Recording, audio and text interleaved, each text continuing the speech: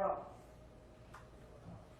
All right, go, Chris. Welcome, everybody, to Midtown TV. Thank you for joining us on our Facebook page for our first broadcast live in about 2 years. We have that. We are so pleased to bring you today Panasonic's Varicam LT. This is a very high-end tool for videographers shooting all kinds of stuff, not limited to, but especially when you're shooting documentary videography. Here it is, Panasonic Varicam LT. Give you a little look at that. One of the really cool options that comes with this camera is this offset arm that can operate the camera for you. Now, I mention documentary videographers because most of the features I want to share with you today are about run and gun, hit the mark right on time. A couple of the features that are really attractive to documentarians are utilizing all of your existing tools or not needing to add extra tools. What do I mean by that? Well, let's talk about another piece that's it's an addition to the camera, but wow, what does it add to it? This is Panasonic's special viewfinder designed specifically for the Varicam. What you might notice, I don't know if you can get in close on this, my man, but I've got adjustments to take the viewfinder left and right, to pop it, yeah, to fit my eye. You know, however close I want to be to the camera, I can slide this left and right. Also, I've got another adjustment to slide it forwards and backwards to fit my eye and my head perfectly. One of the features that this camera can be ordered with is this awesome shoulder mount. Pretty cool.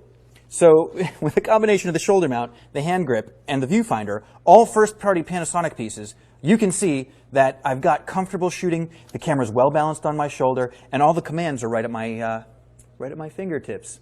It comes standard with an EF mount. You can utilize all of your existing Canon cinema lenses.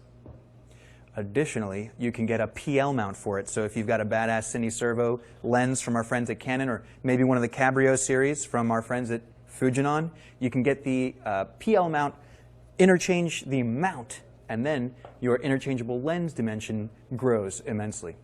What can this camera shoot in? Well, it's got two native ISOs. That's kind of hard to wrap your head around, but it can shoot both in a native ISO of 800 or a native ISO of 5000.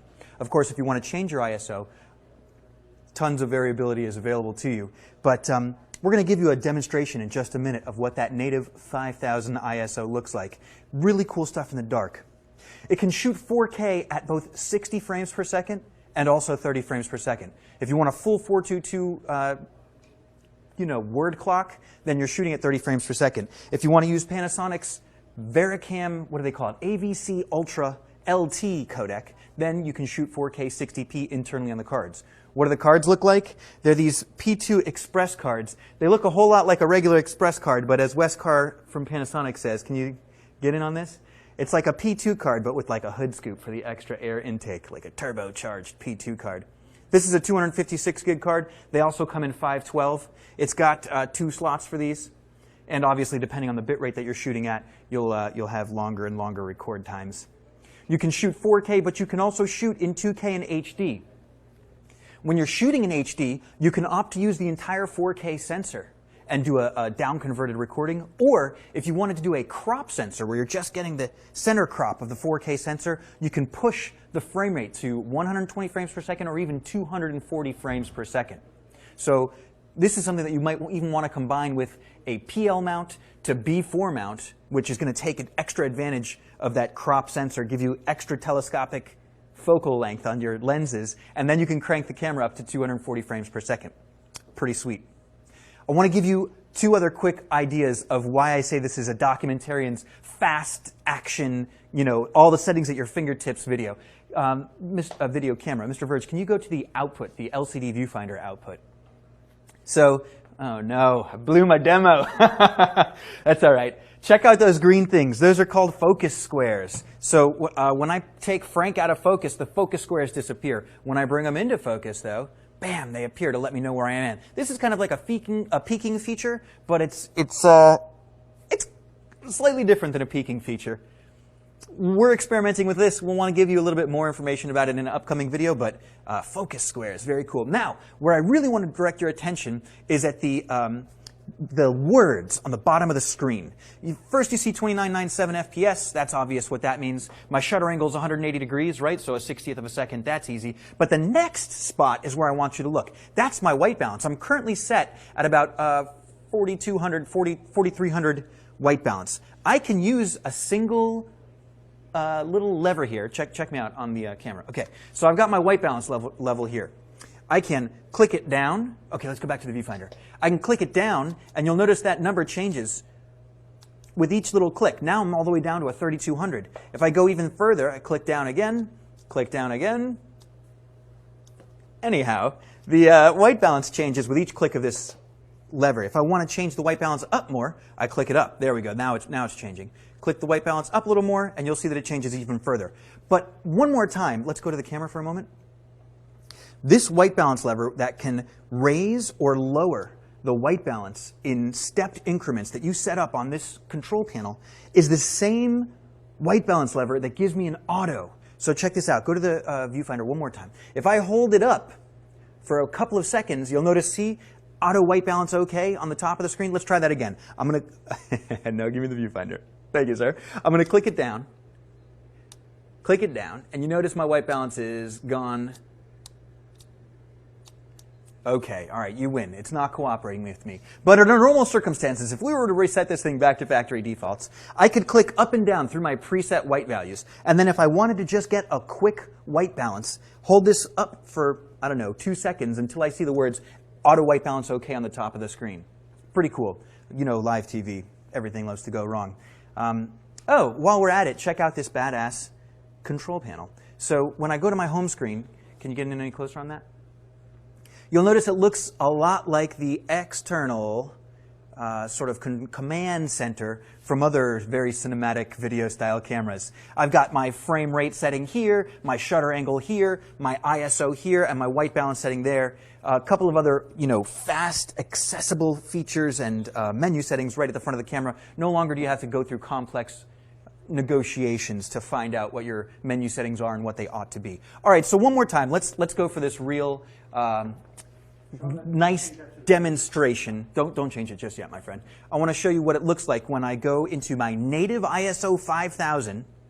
I'm going to bring my iris down to, I'm up at a 2.8. I'm going to go down to a 5.6, right? A lot of your Canon lenses, if they're very zoomy, very telephoto, you're going to get a 5.6 anyway, right?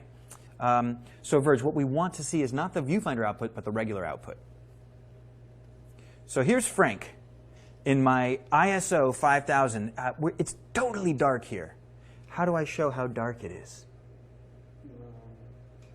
Yeah, let's cut to camera 1.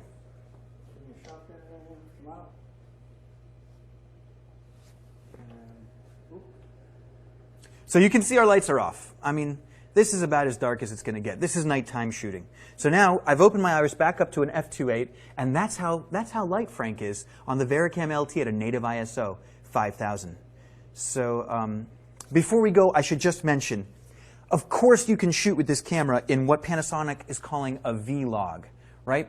So Panasonic's calling it V-log. That's their logarithmic, super smooth curve. But if you want to cook in some looks, you can shoot either with like a Rec 709 pre-baked look or something that's, like a blast from the past. We love how the Varicam, the original Varicam, the tape-based HD camera Varicam used to look. So there are actually two what they call V-looks, V-look 1 and V-look 2, which match very well the old colorimetry that you saw on that 720p variable frame rate Varicam from like 2005, 2006. So people loved that look. It's available here in your Varicam LT. So if you're a documentarian, if you're the kind of guy that's got a run and gun and you need all of your features at your fingertips, for instance, my fingertip right here is controlling the iris of the camera, right? Because you don't have the iris ring on the front of your Canon EF series lenses. EF comes standard on the Varicam.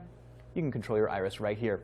Point being, come on into Midtown Video if you want to get a few more looks at what is so awesome about the Varicam LT. Thanks for your time today, guys. You can expect a lot more live video broadcasts, camera demonstrations, and other total awesomeness right on our Facebook page and right on our YouTube link. So check out midtownvideo.com, facebook.com/midtownvideo for more live video totally awesomeness. Thanks, everybody, for watching.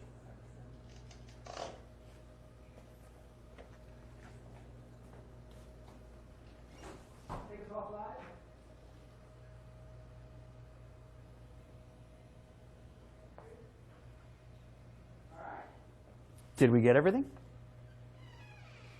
No, you missed the two SDIs out. That's the only thing. And I was trying to get you to show that the control panel is also viewfinder. Ah, yes. Got video out. Well, they'll ask us. Yeah. All right. In the face of internet